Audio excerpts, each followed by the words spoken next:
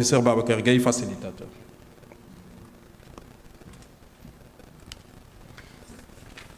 Je vais être très court puisque je vais à nouveau prendre la parole cet après-midi. Donc ce matin, je vais être très court. Monsieur le ministre d'État, directeur de cabinet du président de la République, monsieur le garde des Sceaux, ministre de la Justice, monsieur le ministre conseiller, professeur Sidi Alpha Ndiaye, mesdames, messieurs les participants, voilà, aujourd'hui, nous arrivons à la dernière étape. C'est la dernière étape de nos travaux qui auront duré une semaine. Une semaine de débats, de discussions intenses, passionnées, parfois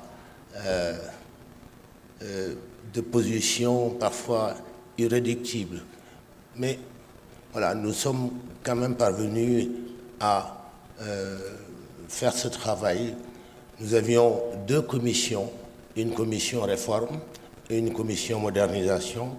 Ces deux commissions ont travaillé d'arrache-pied. Je voulais d'ailleurs d'emblée vraiment remercier tous les participants qui ont fait montre de beaucoup d'engagement, de beaucoup de dévouement à l'occasion de ces travaux. Ils sont venus tous les jours vraiment avec beaucoup d'entrain et vous allez le voir, beaucoup de recommandations sortiront de ces assises. En tout cas, je voudrais vraiment les remercier et les féliciter pour leur engagement, pour le travail qu'ils ont accompli durant toute cette semaine de discussions et de débats intenses.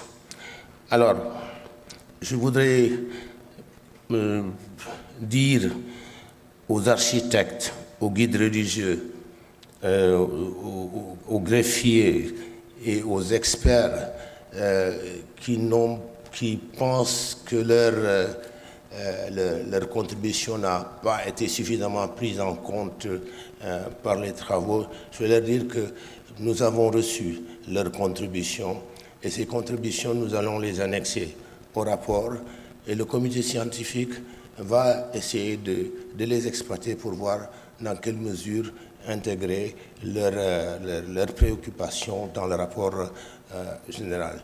Parce que ce que nous avons voulu à l'occasion de ces assises, c'est de faire en sorte que tout le monde soit impliqué, que ces assises soient les plus inclusives possibles.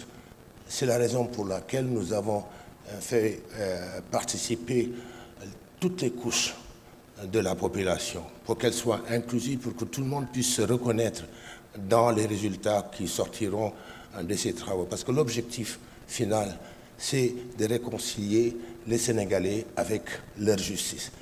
Et j'espère, je l'espère, les travaux vont les rapports des commissions vont peut-être le prouver tout à l'heure, en commençant par le rapport de la commission réforme. Ensuite, nous passerons à la commission modernisation.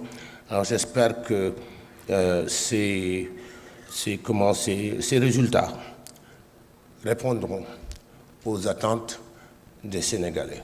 Voilà, c'est juste quelques mots que je voulais prononcer en guise d'ouverture. Je voudrais tout de suite donner la parole à monsieur le rapporteur général pour qu'il dise quelques mots, surtout sur la méthodologie.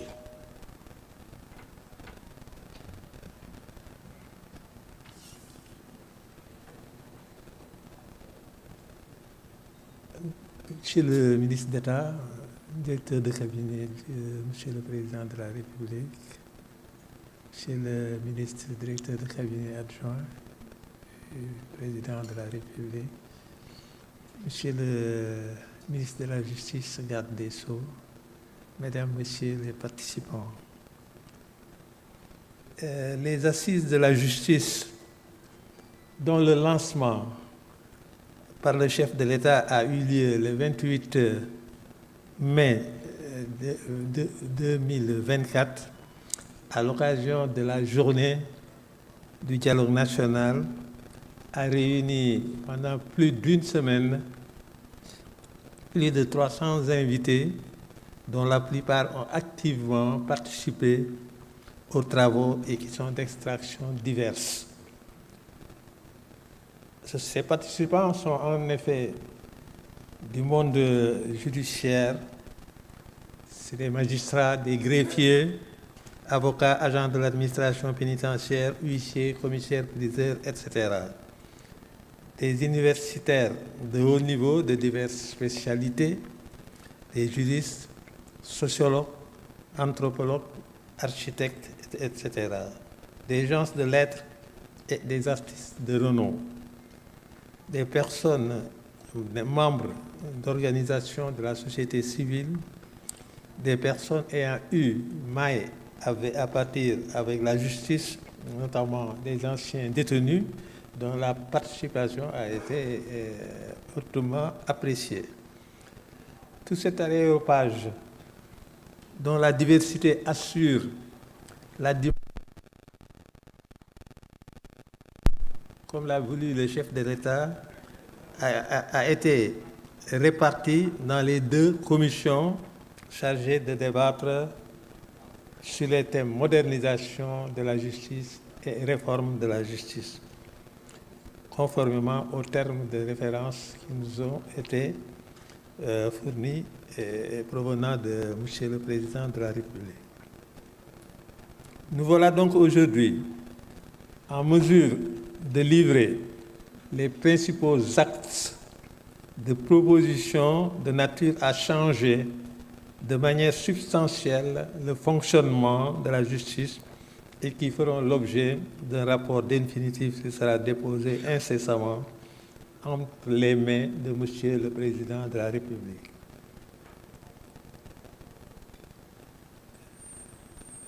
Voilà, grosso modo, comment je peux camper la séance d'aujourd'hui, qui constitue une séance de restitution des travaux des 2 commissions par les personnes responsables des dites commissions. Je vous remercie de votre attention.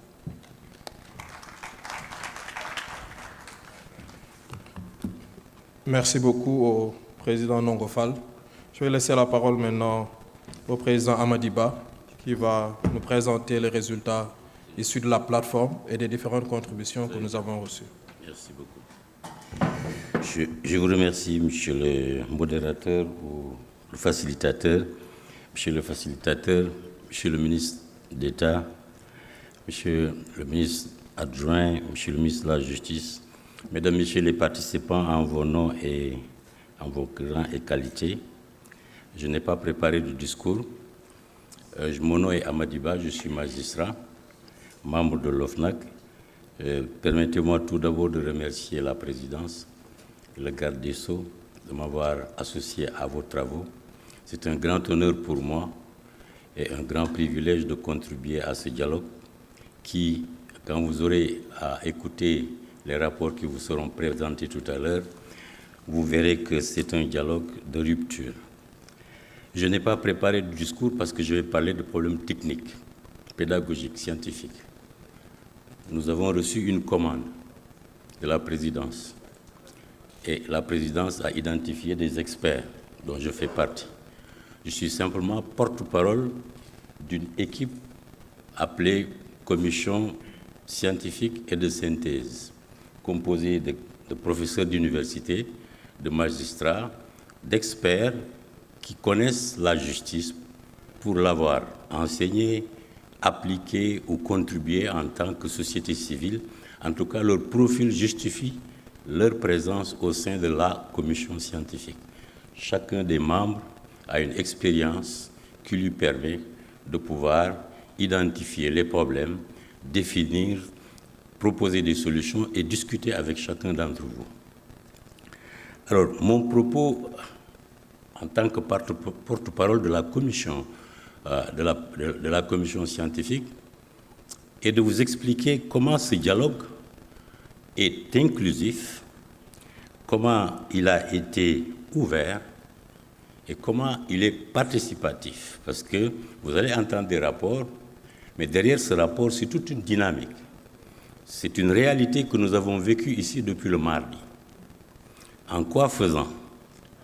Alors, nous avons eu un gouvernement, un pouvoir qui a fait de la justice une priorité, qui, sur la base de cette priorité dont il dit urgent, a déterminé une commande, qui a identifié des experts, et nous nous sommes assis, après notre nomination, que nous avons saluée avec beaucoup d'honneur et de privilèges parce que nous travaillons pour notre pays, et nous avons écouté la commande faite par le gouvernement à travers le ministre d'État et ses 2 adjoints. Alors, en tant qu'experts, nous avons analysé cette commande. Et quand nous avons écouté le président analyser cette commande, l'idée de dire, écoutez, vous faites de la justice une priorité, mais vous avez commencé déjà à créer un outil, c'est-à-dire